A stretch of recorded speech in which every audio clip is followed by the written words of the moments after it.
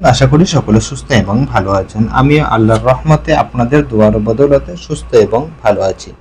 তো এখন আপনাদের সামনে যে কায়দাটি আসছে আর কি, নুন সাকিন অথবা তানবিনের ঈদগামে বিল গুন্নার উদাহরণ মিমের মধ্যে হতে তা সেই জন্য আমরা আজকে ইনশাআল্লাহ তাআলা নুন সাকিন অথবা তানবিনের উদাহরণটি পড়ব মিমের মধ্যে হতে। তো তার জন্য আমাদেরকে যে অক্ষরগুলি লিখতে হবে বা যে অক্ষরগুলি আপনাদের সামনে আসছে সেই অক্ষরগুলি হচ্ছে র, শিন, ওয়াও, লাম, মিম, নুন এবং এখানে শেষকালে আসছে সেটি হচ্ছে আল্লাহর লাম। তো আমরা জানি আল্লাহর লাম কোনটিকে বলা হয় না, যেই লামটিতে তাসদীদ থাকে সেই লামটি হচ্ছে আল্লাহর শব্দের লাম। এটা হচ্ছে কি আল্লাহর শব্দ, আর আল্লাহর শব্দের লাম কোনটি বলা হয়, এই যে তাসদীদ আছে সেটি হচ্ছে আল্লাহর শব্দের লাম। এখন এর হারাকাত দেব, তারপরে কিভাবে বানান করে রিডিং করতে হয় সেটি দেখানো হবে, তারপরে ইজারার দিকে যাব ইনশাআল্লাহ তাআলা। রয়ের উপর জাবার আছে, তাহলে রিডিং কি হবে র, রয়ের উপরে জাবার র, শিন ওয়াও পেশ সু রসু, লাম মিম দো পেশ লুম রসুলুম, মিম জের মি রসুলুম মি, নুন লাম জাবরান্নাল রসুলুম মিনাল,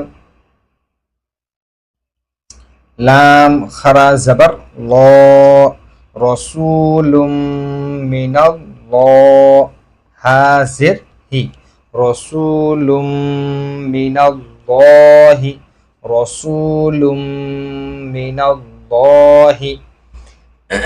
এখন এর বানান করে কিভাবে রিডিং করব সেটি একটু শিখে নিই, তারপর ইজারার দিকে যাব ইনশাআল্লাহ। রয়ে জাবার র, শিন ওয়াও পেশ সু রসু রসু, লাম মিম দো পেশ লুম রসুলুম, মিম জের মি রসুলুম মি, নুন লাম জাবরান্নাল রসুলুম মিনাল রসুলুম মিনাল, লাম খারা জাবার ল রসুলুম মিনাল্লাহ, হাজির হি রসুলুম মিনাল্লাহি রসুলুম মিনাল্লাহি রসুলুম মিনাল্লাহি।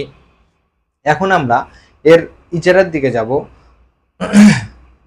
রয়ে জাবার আছে ওই জন্য কি হয়ে যাবে র পুর, রয়ের উপরে জাবার বা পেশ থাকলে র পুর হয়, আমরা এর রয়ের কায়দায় পড়ে নিয়েছিলাম। তো শিন এখানে হয়ে যাবে কি ওয়াও মাদ্দা, ওয়াও মাদ্দা কখন হয়, ওয়াও সাকিনের পূর্বে পেশ হলে ওয়াও মাদ্দা হবে, ওয়াও মাদ্দাকে একালি পরিমাণ টান দিয়ে পড়তে হয়।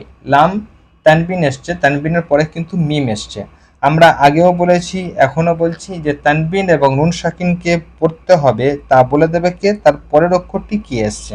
এখানে মিম এসছে, মিম হচ্ছে ঈদগামে বিল গুন্নার উদাহরণ, ওই জন্য এই মিমটি আসার কারণে তানবিনকে মিমের সাথে মিলিয়ে গুন্না সহ পড়তে হবে।